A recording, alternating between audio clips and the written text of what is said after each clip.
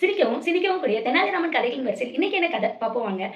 ராஜாவோட அரசவைக்கு ஒரு பெண்மணி வராங்கங்க. அவங்க ஒரு விஷயத்த ராஜா கிட்ட சொல்றாங்க. என்ன விஷயம்னா, அவங்க கிட்ட புதுவிதமான ஆடைகள் இருக்கு. அந்த ஆடைகள அவங்களோட நாட்ல இருக்க போர் வீரர்கள்லாம் போட்டுக்கிட்டாங்கன்னா, எதிரிகள் அவங்களுக்கு தெரியவே மாட்டாங்க. இந்த போர் வீரர்கள்லாம் எதிரிகள் கண்ணுலேருந்து மறைஞ்சிருவாங்க. மாயாஜாலமான மேஜிக்கலான ஆடைகள் அது. அத நீங்க வாங்கிக்கணும் ராஜா அப்படின்னு சொல்றாங்க. இத கேட்டோனே ராஜாக்கு ரொம்ப மகிழ்ச்சி ஆயிடுது.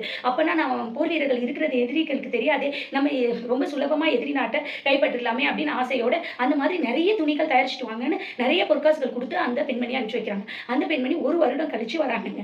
வந்து ஒரு பெட்டிய ராஜா கிட்ட காட்டுறாங்கங்க. உடனே அந்த பெட்டிக்குள்ள எல்லா ஆடைகளும் இருக்கு ராஜா, நீங்க பயன்படுத்திக்கலாம் அப்படின்னு சொல்றாங்க.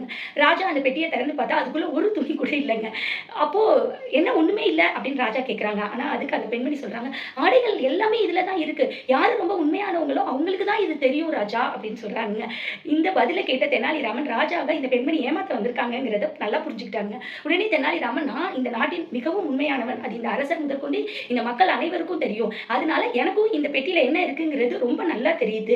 இந்த ஆடைகள நீங்க அணிஞ்சு மறைஞ்சு காட்டுனீங்கன்னா, ராஜாவுக்கும் மத்தவங்களுக்குமே அது நல்லா புரிஞ்சிரும்ல அப்படின்னு சொல்றாங்கங்க. இப்ப இந்த பெண்மணிக்கு என்ன பதில் சொல்றதுன்னே தெரியலங்க. எங்க எல்லார் முன்னாடியும் உங்க ஆடை மேலே அதுலேருந்து ஒரு ஆடை எடுத்து அணிஞ்சு மறைஞ்சு காட்டுங்க அப்படின்னு மறுபடியும் தெனாலிராமன் சொல்றாங்க.